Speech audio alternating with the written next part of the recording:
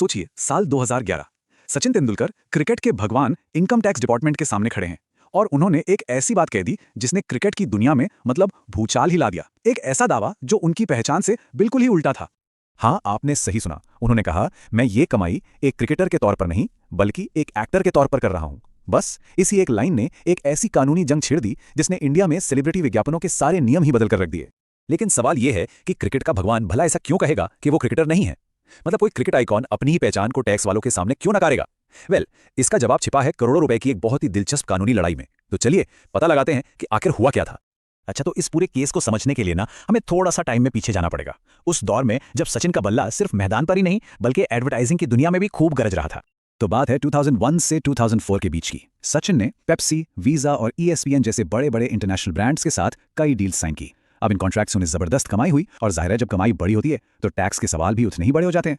और हम यहाँ कोई छोटी मोटी रकम की बात नहीं कर रहे हैं। दांव पर थे पूरे 6 करोड़ रुपए। ये वो पैसा था जो सचिन ने सिर्फ इन विदेशी विज्ञापनों से कमाया था। अब इतनी बड़ी रकम हो तो इनकम टैक्स वालों की नजर तो पड़ेगी ही, है ना? और यहीं पर सचिन की लीगल टीम ने एक कमाल का दांव खेला। उन्होंने इस्तेमाल किया इनकम टैक्स एक्ट के सेक्शन 80 RAR का। अब ये सेक्शन क्या है? ये कलाकारों, संगीतकारों, एक्टर्स को उनकी कला से हुई विदेशी कमाई पर टैक्स में छूट देता है। तो टीम का तर्क था कि विज्ञापनों में सचिन जो कर रहे हैं वो एक कला है, एक आर्टिस्टिक परफॉर्मेंस है। तो इसी सेक्शन का सहारा लेकर सचिन ने अपनी फॉरेन इनकम पर करीब करीब 1.78 करोड़ रुपए के टैक्स डिडक्शन का दावा ठोक दिया। यह बहुत बड़ी रकम थी और बस यहीं से असली टकराव की शुरुआत हुई। लेकिन इनकम टैक्स डिपार्टमेंट भी कहाँ आसानी से मानने वाला था। उनके पास भी अपना एक बहुत मजबूत तर्क था और वो सचिन के इस दावे को चैलेंज करने के लिए पूरी तरह से तैयार बैठे थे। अब यहां से लड़ाई एकदम दिलचस्प हो गई। एक तरफ सचिन की टीम कह रही थी कि भाई कैमरे के सामने डायलॉग बोलना, एक्सप्रेशन देना, ये सब एक्टिंग ही तो है। दूसरी तरफ टैक्स डिपार्टमेंट का कहना था, नहीं, ब्रांड्स आपको एक्टिंग के लिए नहीं, आपकी क्रिकेट वाली शोहरत के लिए पैसे दे रहे हैं। मतलब दो बिल्कुल अलग अलग नजरियों की सीधी टक्कर थी। तो हुआ ये कि टैक्स असेसिंग ऑफिसर ने सचिन का दावा सीधे सीधे खारिज कर दिया। मतलब पहला राउंड तो इनकम टैक्स डिपार्टमेंट ने जीत लिया, लगा कि चलो केस यहीं खत्म। लेकिन असली खेल तो अब शुरू होना था। तो ये मामला पहुंचा इनकम टैक्स अपीलेट ट्रिब्यूनल, जिसे ITAT भी कहते हैं। और यहां सचिन के वकीलों ने एक ऐसी जीनियस स्ट्रेटेजी अपनाई जिसके बारे में किसी ने सोचा तक नहीं था। सचिन के वकीलों ने एक एक करके 3 जबरदस्त पॉइंट रखे जिसने टैक्स डिपार्टमेंट को एकदम चौंका दिया।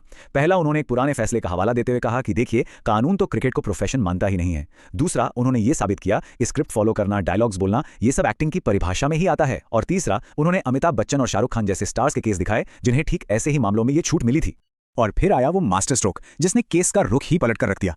वकीलों का तर्क सिंपल था, कानून को इस बात से फर्क नहीं पड़ता कि कोई फेमस कैसे हुआ, फर्क इस बात से पड़ता है कि वो उस वक्त कर क्या रहा है। मतलब सचिन की शोहरत भले ही क्रिकेट से हो, लेकिन विज्ञापन में पैसा कमाने के लिए उन्होंने जो काम किया वो कानून की नजर में एक्टिंग था।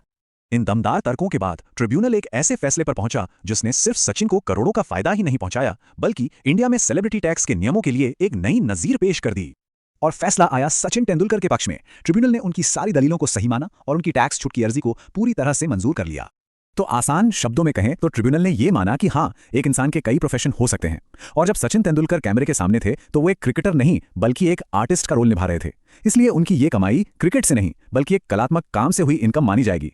और इस जीत का सीधा सीधा मतलब था 2 करोड़ रुपए से भी ज्यादा की टैक्स बचत। ये एक शानदार लीगल स्ट्रेटजी से मिली एक बहुत बड़ी फाइनेंशियल जीत थी।